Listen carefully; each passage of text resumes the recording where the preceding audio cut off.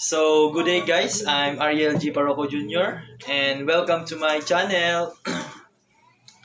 For this vlog, I will discussing the four stages of post-mortem changes. The first stage is the pallor, then the second is the algor, then the third is the rigor, then the last is the livor changes. Then stay tuned guys for the discussion.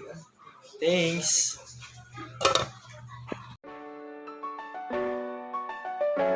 First, I will discuss the pallor mortis. Pallor mortis is a Latin word that means death color. Pallor is a Latin for paleness and mortis in Latin is for death. It refers to the paleness that appears in a corpse between 15 and 2 hours after death. This pallor is more noticeable in people with lighter skin tones, especially those with a ruddy complexion, and less noticeable in people with darker skin tones.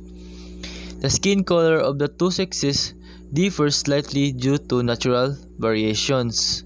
This paleness is more prominent in those with lighter skin tones, especially with a ruddy complexion, and less for darker skin types.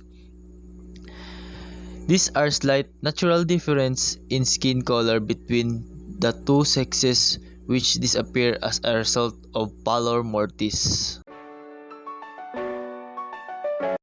A lack of capillary circulation causes pallor mortis. When the heart stops beating, it is referred as clinical death. Blood cannot reach any part of the body without the heart beating, particularly those organs that are further away from the heart, such as the skin. Second is algor mortis. Algor mortis is the second post-mortem sign of death. It is the process by which the body temperature adjusts to match the ambient temperature. If the ambient temperature is less than 37 Celsius, the body temperature takes 18 to 20 hours to adjust to the ambient temperature, since the varies depending on the external factors. Third is the rigor mortis. This third stage where the body muscle is stiffening. Rigor mortis starts in the face muscles around 2 hours after death and extend to the limbs during the next few hours, finishing between 6 and 8 hours. Rigor mortis lasts another 12 hours after death until 24 hours after death, after which it fades. The body starts to decompose after death, resulting in rigor mortis. This is referred to as autolysis, since they are no longer provided with food and oxygen. Cells in the body begin to die slowly. Last is the livor mortis. The gravitational settling of blood that is no longer being pumped through the body after death causes livor mortis. A bluish-purple discoloration of the skin. Livor mortis usually starts 20 to 30 minutes after death and progresses until it reaches a point of fixation, which takes about 12 hours. With indirection of gravity, lividity will evolve. If the corpse is lying horizontally on its back, lividity will appear on the backside, where the gravity pulse is greatest.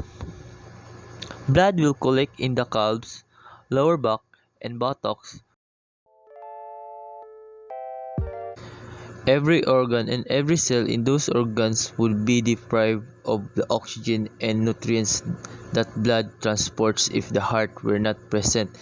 All of this blood would come under the influence of gravity if the heart were not present. This is what happened when the heart ceases beating after death. So guys, did you learn from my discussion?